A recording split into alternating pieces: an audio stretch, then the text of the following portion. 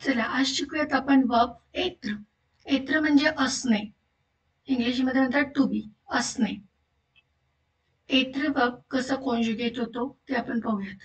Conjugation म्हणजे एत्र verb हा त्या प्रोनोसुजे किंवा त्या कर्त्याप्रमाणे कसा चालतो ते आपण पाहूयात.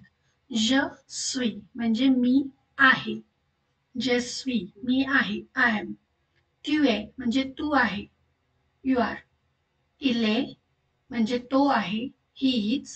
एले म्हणजे ती आहे, शी इज. नझाम म्हणजे आम्ही आहोत, वी आर. वुज एत म्हणजे तुम्ही आहात, यू आर. इल्झा म्हणजे ते आहेत, दे आर. एल्झा म्हणजे त्या आहेत, दे आर. Thank you.